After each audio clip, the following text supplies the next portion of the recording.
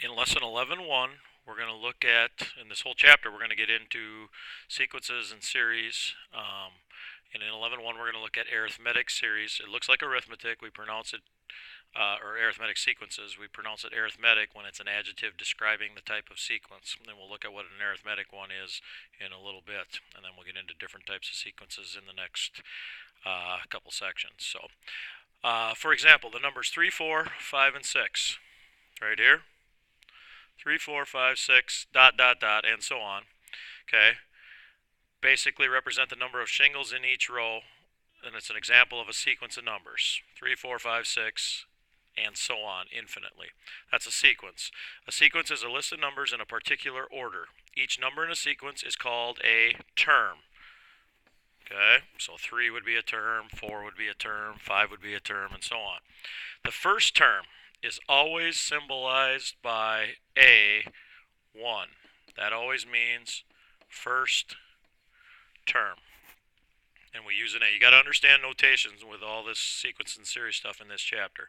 Second term would be A2. Third term would be A3. It's a subscript. So A sub 1, A sub 2, and so on. Okay? And then they look at the graph. The graph represents the information from a table above. A sequence is a discrete function whose domain is the set of positive integers. Many sequences have patterns. For example, in the sequence above, for the number of shingles, each term can be found by adding 1 to the previous term. If I have the sequence 3, 4, 5, 6, and so on, to get from term to term, I add 1. I add 1. A sequence of this type is called arithmetic. Arithmetic sequence, this word right here, means you add between terms. Now, if you're adding a positive, obviously it's an increasing sequence. If you're adding a negative, which would be like subtracting, okay, it's a decreasing sequence. We call the thing that we add between terms, sometimes it could be negative, but we use a D. D is called, in arithmetic sequences, the common difference. And that's what we add between terms. It could be a negative for a decreasing sequence if you're adding a negative. So just keep that in mind. Not all sequences are going to increase. If we go to the next page, let's get into the first example here. It says find the next terms. Find the next 4 terms of the arithmetic sequence 55, 49,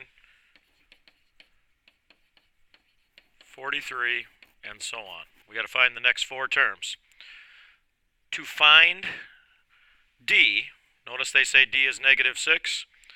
Notice what you're doing here. If I go from 55 down to 49, I'm subtracting 6, but we call D then a negative. You're adding negative 6, okay, to there, meaning I'm adding negative 6 to get from 49 to 43.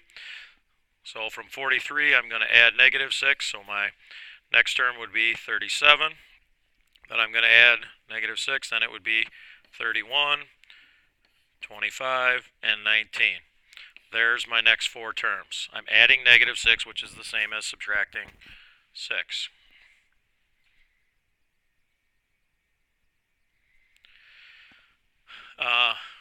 We have a formula for each term, or to find a term in an arithmetic sequence, in terms of the first term, A1, and the common difference, D. Okay?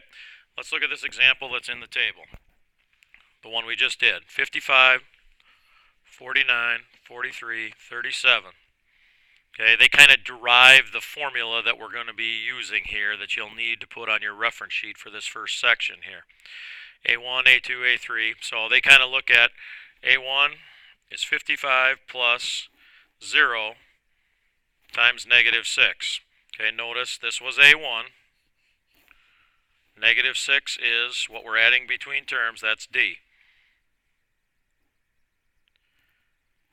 Okay, so for the first term there was a 0 there. Then the second one, again it's 55, that's A1. D is still negative 6, but now this is a 1. Notice that 1, this is A2, so this is really when we talk about AN, which I'll get to here in a second. Notice the 1 here is 1 smaller than that subscript. Same thing here, the 55 and negative 6 are constant. For A3, it's 1 less than that, so there's a 2 there. Here, when it's A4, there's a 3 there, and so on. So basically for AN, A with a subscript of N, whatever this N is right here, the number in front there is N minus 1. 1 less than that. That is how the formula is derived. You don't need to know it for that specific example. This right here. And when you're labeling this on the reference sheet that you need, an arithmetic sequence, it's the formula to find any term. I could find A6, which would be the 6th term. I could find A20, which would be the 20th term, and so on. So A sub n means the nth term, and you take the first term plus n minus 1, whatever the n is. So if I'm finding the 6th term, n minus 1 would be 5. You multiply it by d. We'll look at an example here in a second. Okay, find a particular term. This is a word problem, but it's still going to work to use the formula. Refer to the information at the left, assuming that the arithmetic sequence continues. How much would it cost to rent the crane for 12 months? All right, notice what they say in the line where they call explore. Since the difference between any two successive costs is 15,000. Notice that. You see how we're adding 15,000 here. That's what we're doing to get from 75,000 to 90,000, to get from 90,000 to 105,000, and so on. Okay, as the number of months are going up by 1. Okay, so here's what they say. You can use the formula for nth term, which is that one we just did. That's A sub n equals A1 plus n minus 1 multiplied by d. A1 is the first term. D is what you're adding between terms. Sometimes could be positive, sometimes could be negative. And then notice, whatever term that is, you're going to subtract 1 from it for this number in front of the d. So let's look at what they did right here. A1, first term, 75,000, the first month. A1 means first term. I'm adding 15,000 between terms. They want us to find it for the 12th month. So we're finding A12. So look at what they do here. Here's the formula for the nth term of an arithmetic sequence. Notice n is 12. We're finding the 12th month. 75,000 is A1. They put that right there. If we're finding the 12th term, I'm going to do 12 minus 1 right here, which is going to end up being 11. And we multiply it by 15,000. So if I actually take, I'd have to do the multiplying first over here and add 75,000. So the 12th term is 240,000. So it would cost 240,000 to rent that crane for 12 months. Okay. Now, some of you are saying, well, why couldn't I do 5, add on another 15,000, so it'd be 135,000. And then do it for 6. I add on another, it'd be 150,000. Could I keep doing that to get to 12? Sure you could. But what if I said, find it for the 100th month? Would you want to list that out to 100 terms? You have to know how to use formulas. It's not bad when you're finding a term that's not very far down the line. But when you have to find the 100th or the 120th term, the formula will always work.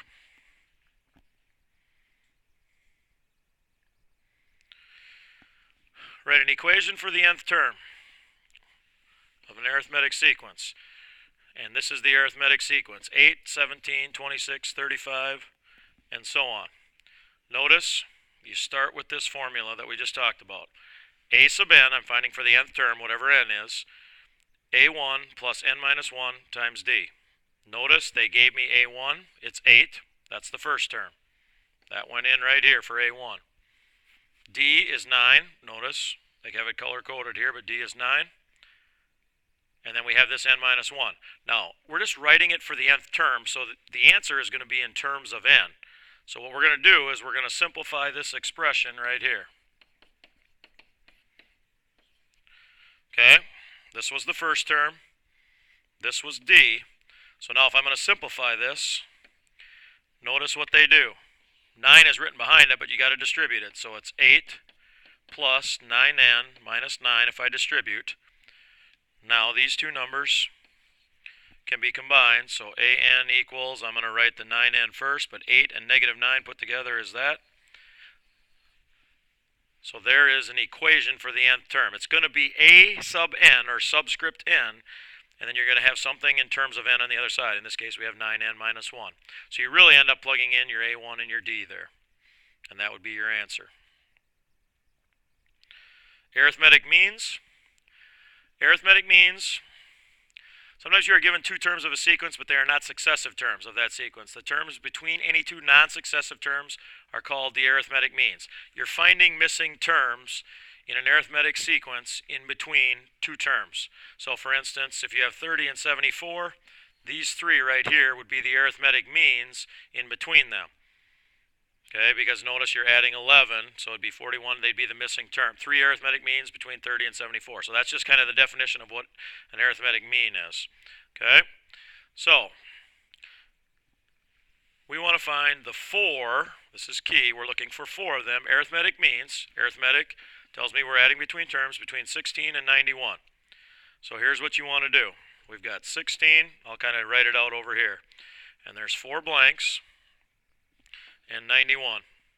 So here's what you want to do. You want to call this A1.